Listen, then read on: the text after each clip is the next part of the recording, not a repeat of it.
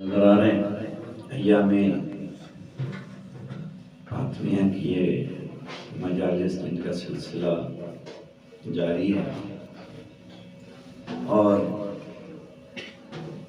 مجھے اس کے بعد علی بستی میں مجلس پڑھنی ہے، تو کوئی طویل گفتگو نہیں کروں گا۔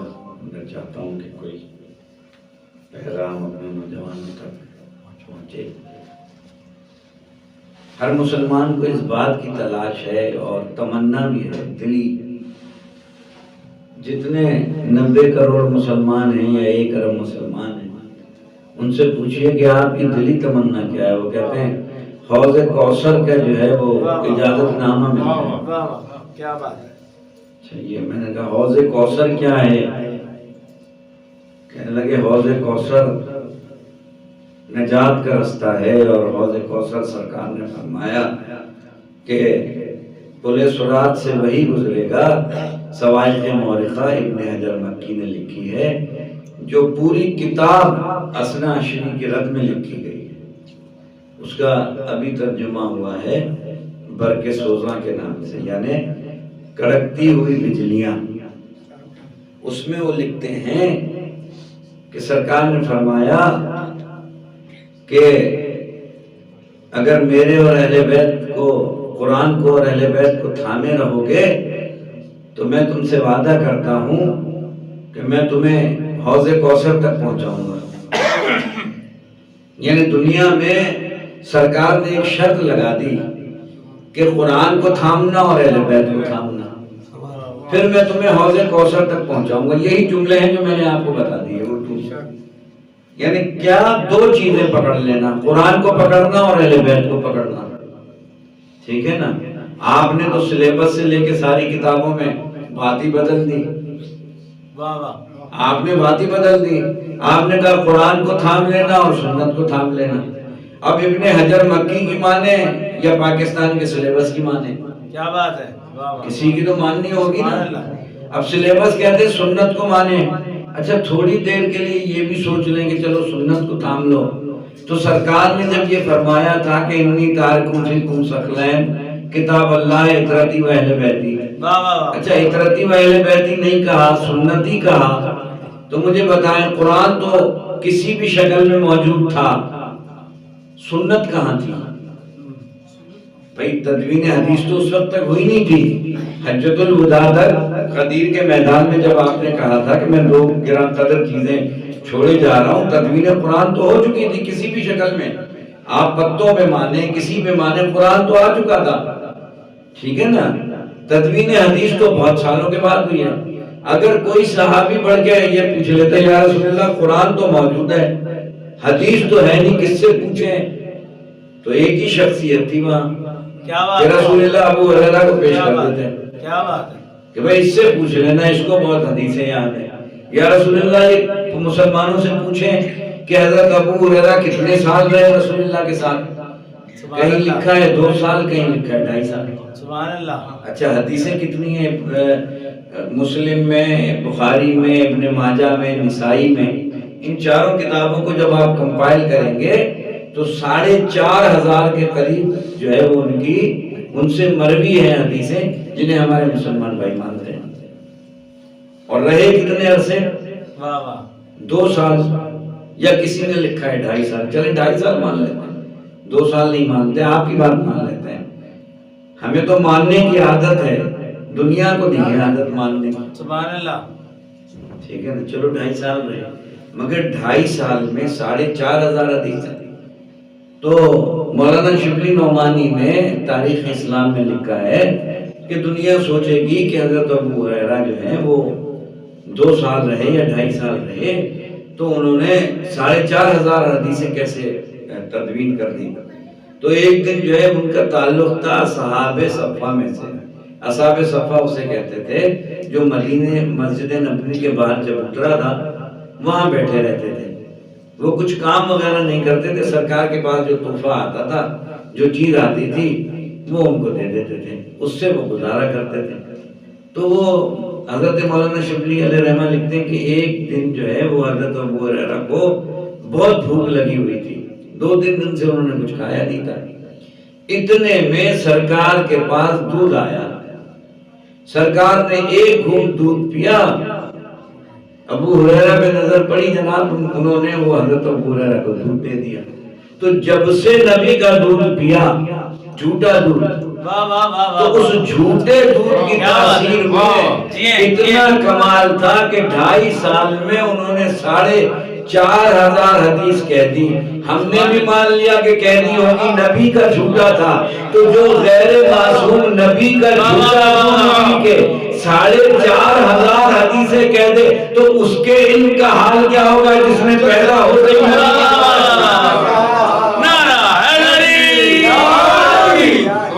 محمد والے محمد صلوات، جس نے پیدا ہوتے ہی آنکھیں نہیں کھولی نبی کو دیکھ کے، پہلی غذا جس کی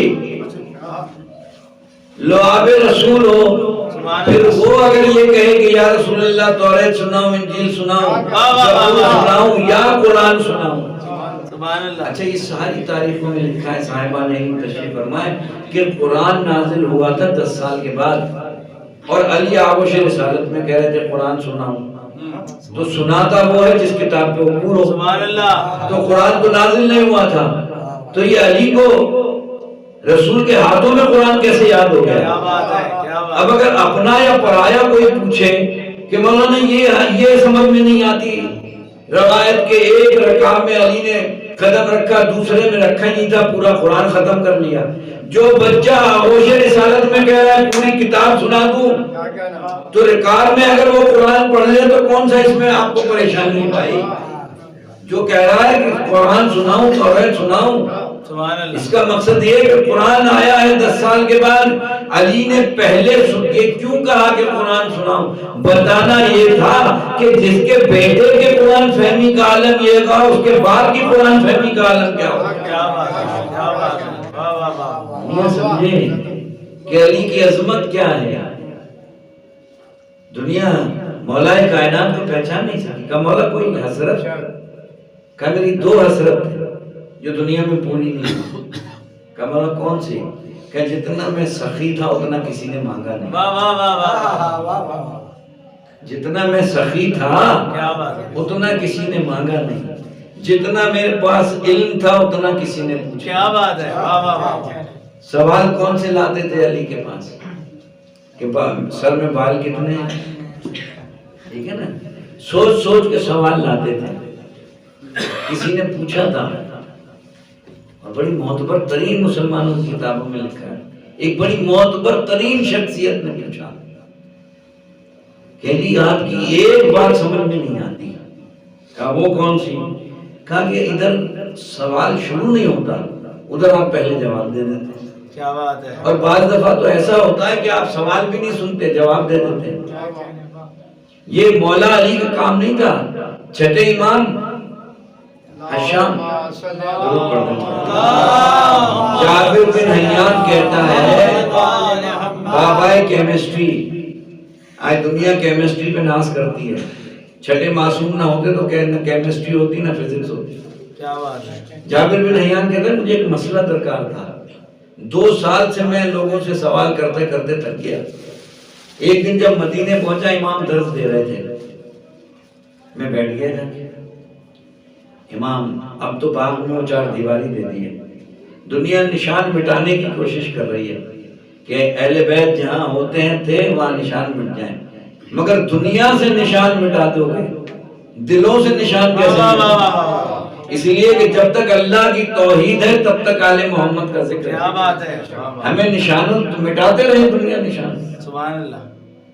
کہا جب میں بیٹھ گیا جا کے، امام نے ختم کیا درس، میں نے سلام کیا امام نے مسکرا کے کہا جابر صرف جواب بتاؤں یا سوال بھی بتاؤں؟ کیا بات ہے۔ سوال بتا دوں یا صرف جواب؟ جواب سن کے جابر یہ کہتا ہوا چلا کہ فرزند رسول آپ نہ ہوتے تو میں ہلاک ہو جاتا۔ میں کہوں گا جابر آل محمد نے صرف تمہیں ہلاکتوں سے نہیں بچایا، پتہ نہیں کتنوں کو ہلاکت بچایا۔ کہ بولے یہ سمجھ میں نہیں آتا، آپ تو سوال بھی نہیں سنتے، جواب دے دیتے، یہ کیسے ہے؟ مولا نے 5 انگلیاں دکھائیں گا، یہ کتنی ہیں انگلیاں؟ کہا 5۔ کہا کیسے بتا دیا؟ کہ مولا سامنے ہے نا، جو چیز سامنے ہے میں نے دیکھی بتا دی. کیا بات مولا نے مسکرا کے کہا جیسے یہ 5 انگلیاں تمہاری سامنے ہے نا، ایسے علی کے سامنے پوری کائنات. کیا بات ہے. جس علی کے ہاتھوں میں کائنات ہو اس کا کفور بھی تو سیدہ جیسا ہوگا. سبحان اللہ. اگر یہ کہے کہ اگر علی نہ ہوتے تو سیدہ کا کوئی کفو ہی نہ تھا. کیا بات ہے. اللہ نے پیدا اس لیے کیا. سیدہ کی عظمت یہ سائم چشتی علیہ رحمہ، میں اپنی کتابوں کا تو حوالہ دے ہی نہیں رہا. سائم چشتی علیہ رحمہ بڑے عالم ہیں اہل سنت کے، اور انہوں نے حضرت ابو طالب پہ 2 جلدیں لکھی ہیں ایمان پہ، اور آخری صفحے پہ انہوں نے لکھا ہے کہ پروردگار میں اس جنت میں جاؤں گا جس جنت میں حضرت ابو طالب ہوں گے، اور اگر مجھے حضرت ابو طالب کے ساتھ جنت میں نہیں بھیجا تو میں جنت نہیں جاؤں گا. یہ ہمارے اہل سنت بھائی عالم ہیں. وہ سائم چشتی علیہ رحمہ لکھتے ہیں کہ ایک دن سرکار مسجد نبوی میں بیٹھے ہوئے تھے، حضرت جبرائیل آئے. میں ان بچوں کو بتانا چاہ رہا ہوں، آپ تو حضرت جبرائیل آج سرکار کے چہرے کو بڑے غور سے دیکھتے جا رہے تھے. کہا جبرائیل کیا دیکھ رہے ہو؟ کہا یا رسول اللہ آپ کی پیشانی پہ ایک نور دیکھ رہا ہوں جو اس سے پہلے میں نے 70,000 سال پہلے 70,000 حجابوں میں اس نور کی ایک ہلکی سی جھلک دیکھی تھی. سبحان اللہ. وہ نور آج آپ کی پیشانی پہ دیکھ رہا ہوں. بڑی طویل روایتیں چھوڑ دی میں نے. کہا وہ نور جس کی میں نے کیا کہہ رہے جبرائیل ایک ہلکی سی جھلک دیکھی تھی، 70,000 سال پہلے دیکھی تھی، 70,000 حجابوں میں دیکھی تھی. آج اس نور کو آپ کی پیشانی پہ دیکھ رہا ہوں. سرکار نے مسکرا کے کہا یہ میری بیٹی فاطمہ کا نور ہے. کیا بات ہے. واہ واہ واہ واہ. یہ نور میری بیٹی کا نور ہے. تو پیشانی پہ نور ساتے ہوا. سائم چشتی کہتے ہیں اس کے بعد سرکار نے توقف فرمایا. سرکار خاموش تھے. جبرائیل تھے پیغام رسانی کے لیے، اگر کچھ لانا تھا تو جبرائیل لے آتے. سوال تو بنتا ہے نا. جبرائیل تھے پیغام رسانی کے لیے. کہا سرکار نے توقف فرمایا. تھوڑی دیر کے بعد کہا جبرائیل نے پوچھا یا رسول اللہ توقف کیوں کیا؟ کہا اللہ میری بیٹی کا نام بھیج رہا تھا. کیا بات ہے. واہ واہ واہ. کہا یا رسول اللہ کیا نام بھیجا؟ کہا فاطمہ جہنم سے نجات دینے والی. اللہم صلی علی اور وہی سائم چشتی لکھتے ہیں یہ جملہ، یہ ہمیشہ ہر شیعہ کو یہ جملہ یاد ہونا چاہیے، اور سائم چشتی کا نام بھی یاد رکھا. وہ لکھتے ہیں کہ فاطمہ یعنی جہنم سے نجات دینے والی. ایک ترجمہ یہ کیا. دوسرا وہ کرتے ہیں سیدہ کا نام فاطمہ وہ جو کائنات میں سمجھ میں نہ آئے. کیا بات ہے. کیا بات ہے. جو سمجھ میں نہ آئے. سیدہ کی عظمت یہ ہے کہ دنیا ان کی شان سمجھ ہی نہیں سکتی. کون سیدہ؟ سیدہ کی عظمت سبحان اللہ. جو ذوالفقار سے باتیں کرے، پورے دن کا احوال سنائے ذوالفقار کہ آج مولا نے یہاں مجھے چلایا، آج مولا نے یہاں مجھے چلایا، آج مولا مجھے یہاں لے کے گئے. ذوالفقار سے باتیں کر رہی ہیں سیدہ، جن کے بچے لوہے محفوظ کا مطالعہ کر رہے ہیں. کیا بات ہے. ٹھیک ہے نا. سرکار خطبہ دے رہے ہیں، حسن آ کے بیٹھ گئے، اور حسن بیٹھے ہوئے ہیں، سرکار خطبہ دے رہے ہیں. واپس جب سرکار گئے درے سیدہ پہ دیکھا حسن بتا رہے ہیں کہ آج نانا نے یہ کہا، آج نانا نے یہ کہا. کہا بیٹی کیا بتا رہے ہیں حسن؟ کہا بابا پورا احوال سناتے ہیں مجھے آپ کا. سرکار نے فرمایا یہ میرا بیٹا حسن وہ ہے جو میری آغوش میں بیٹھ کے لوہے محفوظ کا مطالعہ کرتا ہے. کیا بات ہے. کیا بات. تو جن کے بچے لوہے محفوظ کا مطالعہ کریں، دنیا آل محمد کے کو کہاں سمجھ سکتی ہے؟ آل محمد سمجھ میں نہ آنے والے ہیں، اس لیے کہ نہ دنیا کو توحید سمجھ میں آئے گی، نہ توحید بچانے والے سمجھ میں. کیا بات ہے. ایک سیدہ نے قرآن نے کہا ندو ابنانا و ابناکم، ہزاروں دفعہ مجلس میں سنتے ہیں نسانا نسانا، عورتوں کو. نساء ایک، نسانا جمع، عورتوں کو. ٹھیک ہے نا. سبحان اللہ. انفسنا و انفسکم، یہاں بھی جمع ہے. تم اپنے نفسوں کو لاؤ، بیٹوں کو لاؤ، بیٹیوں کو لاؤ، اپنے نفسوں کو لاؤ، میں کیا کروں؟ ساری کتابوں نے یہی لکھا ہے کہ سرکار اس طریقے سے چلے کہ حسین کو گودی میں لیا، حسن کو بھی پکڑ لی، ٹھیک ہے نا، اور سرکار آگے، سیدہ بیچ میں، اس کے پیچھے علی۔ اچھا یہ تو طے ہے نا کہ نجران کیا سرکار 39 سے 38 دن تک جا رہے تھے، مگر وہ مان نہیں رہے تھے۔ جب اللہ نے کہا کہ تم اپنے بیٹوں کو لے جاؤ، یہ اپنے بیٹوں کو لائیں تو موبائل لاؤ، یہی ہے نا۔ اب آج ترتیب اس طریقے سے، بڑی توجہ رکھیے گا، سرکار آگے ہیں، بیچ میں سیدہ ہیں، اس کے پیچھے علی ہے۔ میں کہوں گا پروردگار ترتیب تو یہ ہونی چاہیے کہ نبوت کے بعد امامت، اس کے بعد سیدہ۔ کیا بات ہے، واہ واہ واہ۔ آج سیدہ کو بیچ میں کیوں کر دیا؟ نبوت کے بعد درود پڑھ محمد وعلی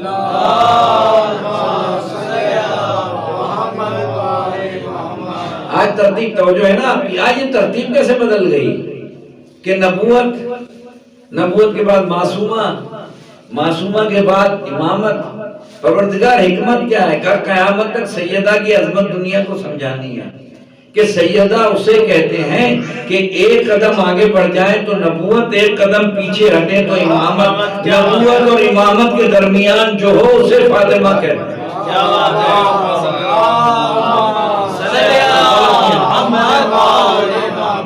نجران نے کیا دیکھا؟ آل محمد کو دیکھا، سرکار کو تو دیکھ ہی رہے۔ کہا اگر ان سے مباہلہ کرو گے نا تو یہ پہاڑ ریزہ ریزہ ہو جائیں گے، یہی کہا نا۔ تو اس وقت کے نجران سے ہم سے دنیا پوچھتی ہے عیسائیوں کے کیوں جاتے ہیں، ہم کہتے ہیں اس وقت کے نجران آج کے مسلمانوں سے بہتر تھے، جنہیں آل محمد سمجھ میں آ گئے کہ ان سے مباہلہ کرو گے تو پہاڑ ریزہ ریزہ ہو جائیں گے۔ نہ سمجھ میں آئے آل محمد تو آج کے مسلمان کو سمجھ میں نہ آئے، اس وقت کے نجران کو سمجھ میں آ گیا کہ وہ سیدہ جسے کہا اے رسول ہم نے تمہیں عطا کی کوثر۔ کیا بات، قلم بھی آپ کا، کاغذ بھی آپ کا۔ آپ نے لکھا کہ جنت میں ایک پیڑ ہے جس کا نام کوثر ہے۔ ہم تلاش کرتے رہے یہ کون سا پیڑ ہے جس کا نام کوثر ہے۔ کسی نے لکھا جنت میں نہر ہے دودھ کی جس کا نام کوثر ہے۔ ہم نے کہا اللہ نے جتنی نہریں بنائی ہیں قرآن میں ذکر کر دیا ہے، یہ کون سی کوثر نامی نہر ہے؟ کوثر نیازی نے بڑی عجیب بات کہی، کہا کہ مسلمان اتنی عداوت میں سیدہ کے اندھے ہو گئے کہ اللہ نے یہ کہہ دیا کہ ہم نے تمہیں عطا کی، تو کیا ایک نہر دے کے سرکار کو یہ اللہ کہتا کہ ہم نے کوثر عطا کر دی، یا ایک پیڑ دے کے کہتا کہ ہم نے تمہیں عطا کر دی؟ کوئی تو ایسی یونیک چیز دی تھی جس کے لیے اللہ نے بتایا سنو رسول واہ واہ واہ، ہم نے تمہیں عطا کی، ورنہ تو کیا چیز نہیں دی؟ اللہ نے کبھی نہیں کہا میں نے عطا کی۔ کوئی ایسی خاص چیز دی کہ اللہ کو یہ کہنا پڑا کہ دی نہیں، ہمیشہ کے لیے عطا کی۔ کہا اے رسول ہم نے تمہیں فاطمہ جیسی طاہر و طیب عطا کی ہے۔ اب اس شکر کی نماز ادا کرو، فوراً کہا شکر کی نماز ادا کرو کہ ایسی سیدہ کہ جس سے نسل چلے گی۔ جب یہ چادر میں آئیں گی تو آج تعارف، ابھی حدیث قصہ ہوئی ہوگی نا، فاطمہ کے بابا، فاطمہ کے بیٹے، سیدہ کے شوہر، جب یہ سب چادر میں آئے تو آج جبرائیل نے پوچھا کہ چادر میں کون؟ حدیث قصہ میں سنا نا، جبرائیل پوچھ رہے ہیں کہ چادر میں کون ہے؟ محسن نقوی نے جب دیکھا کہنے لگے اللہ نے کچھ ایسے سوارے ہیں محمد، کیا بات، اللہ نے کچھ ایسے سوارے ہیں محمد، ہر دور میں ہر شخص کو پیارے ہیں محمد۔ کیا بات، اکثر کیسے پہچانے جبرائیل کے چادر میں کون ہے؟ سبحان اللہ، اکثر در زہرا پہ یہ جبرائیل نے سوچا پیغام کسے دوں کہ یہ سارے ہیں محمد۔ کس کو پیغام دیں؟ کل کے کل محمد جمع ہو جائے، اتنا نور ہو گیا۔ پنجتن جو چادر میں آ گئے تو اتنا نور جمع ہو گیا کہ جبرائیل پوچھ رہے ہیں کہ چادر میں کون ہے؟ یہ ہیں آل محمد جو حوض کوثر پہ پروانہ دیں گے۔ کیا ہو کس کو؟ آج دنیا بس آپ چلے جائیں ایئرپورٹ اور کہیں کہ مجھے اندر جانا ہے، یہ میرا شناختی کارڈ ہے، یہ میں معزز شہری ہوں، آپ کو کہے گا بھائی کچھ بھی لے آئیں، کسی کو بھی لے آئیں، اندر نہیں جا سکتے۔ میں کہوں گا اندر کیسے جائیں؟ کہ نہیں جواز السفر بنوا کے لائیں۔ میں نے کہا جواز السفر کیا ہے؟ کہ نہیں عربی میں جواز السفر، اردو میں سفر کرنے کی اجازت، انگریزی میں پاسپورٹ۔ میں آیا امیگریشن میں پاسپورٹ بنوایا، لے کے چلا گیا، میں نے کہا سول ایویشن والے کو میں نے دیا، میں نے کہا یہ لو تم نے پاسپورٹ کہا تھا۔ اب وہ پرچے پلٹ رہا ہے، جیسے 36 پرچے ہو گئے اس نے دل بند کیا، میرے جیب میں رکھ دیا۔ میں نے کہا بھائی میں مولانا ہوں، کہ مولانا ہوں گے، یہ لے پاسپورٹ جائیں۔ میں نے کہا آپ ہی نے تو کہا تھا پاسپورٹ، کہا یہ پاسپورٹ ہے، یہ تو اجازت نامہ ہے، جواز السفر ہے۔ میں نے کہا پھر، کہا یہ جب تک کارآمد نہیں ہے، جس ملک میں جا رہے ہیں وہاں کا ایمبیسیڈر اس پہ مہر نہ لگا دے، جب تک اس کو لے کے کراچی میں گھومے ایئرپورٹ پہ نہیں آ سکتے۔ آج دنیا نمازیں پڑھ رہی ہے، روزے رکھ رہی ہے، حج کر رہی ہے، زکوٰۃ دے رہی ہے، یہ سب ہے پاسپورٹ، جب تک آل محمد کی محبت کی مہر اس پاسپورٹ پہ نہیں، جب تک آل محمد کی مودت کی مہر اس پہ نہیں ہوگی۔ اسی لیے تو ہم قرآن و اہل بیت کو ساتھ کیوں رکھتے ہیں؟ اس لیے کہ ہمیں معلوم ہے کہ قرآن کو تو رکھ لیں، معلم کو چھوڑ دیں۔ سبحان اللہ۔ جن کے گھر پہ قرآن آیا، جن کے دروازے پہ سرکار سلام کریں وہ دروازہ، جن کے دروازے پہ جبرائیل درزی بن کے آئے وہ سیدہ کی عظمت۔ اور بابا کے جانے کے بعد یہ مرثیہ پڑھیں کہ بابا آپ کے جانے کے بعد مجھ پر وہ مسائل پڑے جو دنوں میں کرتے تو راتوں میں کرتے۔ خدا کی قسم دنیا میں سیدہ جیسی مظلوم، حسین بک جاڑا اللہ مقامہ نے لکھا ہے، بس یہ مصائب اس سے بڑا نہیں ہے کہ جناب نوح بہت روئے، نوحائی نکلا جناب نوح سے، جناب آدم نے بھی گریہ کیا، جناب یعقوب نے بھی گریہ کیا، جناب یوسف نے بھی گریہ کیا، سید الشہداء نے گریہ کیا، شہزادی زینب کا گریہ، سب سید ساجدین کا گریہ، مگر حسین بک جاڑا اللہ مقامہ لکھتے ہیں سب کا گریہ ایک طرف، سیدہ کا گریہ ایک طرف۔ کہ بابا دنیا ایسی بدل گئی کہ اب کہتی ہے کہ یا بابا کو دن کو رو یا رات کو۔ بڑا خوش نصیب گھر جہاں سیدہ کا تذکرہ ہو، جہاں سیدہ کے آپ 2 مہینے 8 دن ہر شہید کا پرسہ سیدہ کو دیتے ہیں، بیوی فرش بچتا ہے تشریف لے آتے ہیں، آئیے سیدہ کا پرسہ دیں زمانے کے کہ وہ بیوی شکستہ پہلو لیے اس دنیا سے رخصت ہو۔ ہاں دوستوں، شیخ یعقوب کنینی علیہ رحمہ نے لکھا ہے، بہار میں بھی علامہ مجلسی نے، کہ محشر کے دن ہوگا ایک ندا آئے گی، اے اہل محشر آنکھوں کو بند کر لو، فاطمہ زہرا کی سواری آئے گی۔ سرکار کی آواز آئے گی، پروردگار میں بھی آنکھوں کو بند کروں؟ کہا آج تم بھی بند کرو، سیدہ اس عالم میں آ رہی ہیں تم برداشت نہیں کرو۔ سیدہ اس عالم میں آئیں گی، سر کے بال کھلے ہوں گے، چہرے پہ علی اصغر کا خون ہوگا، ہاتھ پہ عباس کا بازو ہوگا، پائے عرش پڑھ کر کہیں گی پروردگارا میرے 18 سال کے علی اکبر کا فیصلہ، پروردگارا میرے اس بھائی کا فیصلہ جس کو رلا رلا کے قتل کیا گیا، پروردگارا میرے کربلا والوں کا فیصلہ۔ ہاں یہ ماں کتنی عظیم ہے۔ جب حسین 28 رجب کو چلے تھے، راوی کہتا ہے میں نے دیکھا جب نانا کی قبر پہ جا رہے تھے تو جمجم کی قدم رکھ رہے تھے، مگر جب نانا کی قبر سے لوٹے ماں کی قبر کی جانب چلے بقیہ کی طرف تو حسین ایسے جا رہے تھے جیسے چھوٹا بچہ کوئی ماں سے لپٹنے جا رہا ہو، گھٹنیوں کے بل چلتے ہوئے ماں کی قبر پہ خود کو بلا لیا، اماں حسین آ گیا، وہی مجلس حسین آ گیا، اماں اب لوٹ کے نہیں آؤں گا، میرے جملے نہیں ہے، سرکار نقب صاحب کہتے تھے شاید قبر سے آواز آئی حسین تم اکیلے نہیں ہوگے، جب تم زخموں سے چور، زین سے زمین پر آؤ گے، میں بال بچھائے ہوئے تمہارا انتظار کر رہی ہوں گی، آواز دے رہی ہوں گی، آجا میرے لال حسین۔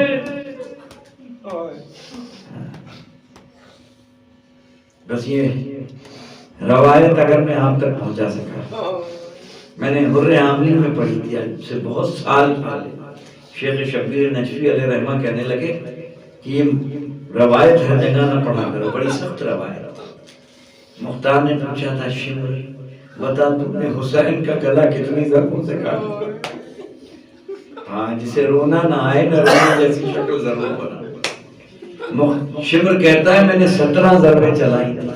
مختار مچھلی کی طرح تڑپنے لگے، رو کے کہنے لگے فاطمہ زہرا کا بیٹا 17 ضربیں، 3 دن کا بھوکا پیاسا حسین 17 ضربیں۔ شمر بتا کیا تیرا خنجر کند تھا؟ شمر کہتا ہے میرا خنجر کند نہیں تھا، جب بھی خنجر لگتا تھا کسی مزدور کے 2 ہاتھ آتے تھے، آواز آتی تھی شمر میرے بچے کو چھوڑ دے، میں نے چکیاں پیس کے پالا ہے۔ بس ہو گئی مجلس، اسما پانی ڈال رہی ہے، مولا غسل دے رہے ہیں، بس یہی مصائب کا جملہ ہے۔ شہید بھائی آپ تک یہ مصائب پہنچ جائے۔ ہاں، ایسے میں مولا نے چیخ ماری۔ اسما کہتی مولا آپ مجھے صبر کی تلقین کر رہے تھے، مولا اتنی زور سے روئے کہ اسما کیسے نہ رو، جیسے ہی میں نے سیدہ کے پہلو سے ہاتھ اٹھایا میں زخم دیکھ کے برداشت نہیں کر سکا۔ ہاں، جنازہ تیار ہوا، کہا آؤ زینب ماں کا آخری دیدار کر لو، شہزادی تشریف لائی، ام کلثوم آؤ ماں کا آخری دیدار کر لو، حسن آؤ ماں کا آخری دیدار کر لو۔ حسین دور چلے گئے، کہا بابا جب تک اماں آواز نہ دے میں نہیں آؤں گا۔ بندے کفن ٹوٹے، 2 ہاتھ نمودار ہوئے، آجا میرے لال حسین۔ حسین لپٹ گئے، زمین لرز رہی تھی، میں کہوں گا حسین آج ماں سے لپٹے ہوئے ہو، عصر عاشور ہو گئے زخموں سے چور، ذوالجنابہ ایک ماں آواز دے رہی ہوگی۔ ہاں بس رات کی تاریکی میں جنازہ چلا، 2 جملوں کی زحمت، رات کی تاریکی میں جنازہ چلا۔ ہاں کتنا مظلوم جنازہ ہے۔ ہاں جیسے ہی علی نے دیکھا کوئی چھوٹی سی بچی ہے برقعے میں لپٹی ہوئی، کہا حسن جنازہ روکو، یہ کون بچی ہے؟ کہا بابا میری بہن زینب اماں اماں کہتی ہوئی جنازے کے ساتھ آ گئی۔ مولا نے کہا نہیں ہے حسن، جاؤ پہلے بہن کو چھوڑ کے آؤ، میں برداشت نہیں کر سکتا میری زینب گھر سے نکلے۔ میں ہاتھ جوڑ کے کہوں گا مولا یہ مدینہ ہے، ذرا 61 ہجری میں آنا، یہی زینب ہوگی۔ کربلا سے کوفہ، کوفہ سے شام، کوئی پتھر مار رہا ہوگا، کوئی بھالا مار رہا ہوگا، کوئی گرم پانی کے پھینک رہا ہوگا، کوئی کہہ رہا ہوگا باغیوں کا تماشا دیکھو، ہائے فاطمہ زہرا انا للہ و انا الیہ راجعون۔ پروردگارہ ہماری اس عبادت پر اپنی بارگاہ میں قبول فرما۔ پروردگارہ جو بیمار ہیں ان کو صحت کاملہ عطا فرما، نفیس بھائی کو اور جو بیمار ہیں ان سب کو صحت کاملہ نصیب فرما، عزاداری سید الشہداء کو عطا فرما۔ پروردگارہ ہمیں مقصد کربلا سمجھنے کی توفیق عطا فرما، اس گھر پہ اپنی رحمت نازل فرما، ان کے رزق میں اضافہ فرما۔ ہمارے شب جمعہ ہے، شب دعا ہے، ہمارے مرحومین کی، شہداء کی اور جن کا دنیا میں کوئی نہیں، ان سب کی مغفرت فرما، ان سب کو اعلیٰ علین میں جگہ عطا فرما۔ یہ سورہ فاتحہ کی ہے نا؟ یہ سورہ فاتحہ جی، ایک دفعہ سورہ حمد اور 3 دفعہ سورہ اخلاص۔ سید خورشید حیدر رضوی بن سید میر نادر حسین، ولایتی بیگم بنت محمد نواب سید ذوالفقار حیدر رضوی بن سید خورشید حسین، بلقیس بیگم بنت عاشق حسین، آپ کے مرحومین شہداء ملت جعفریہ اور جن کا دنیا میں کوئی سورہ فاتحہ پڑھنے والا نہیں ہے، تمام کے لیے ثواب و فاتحہ۔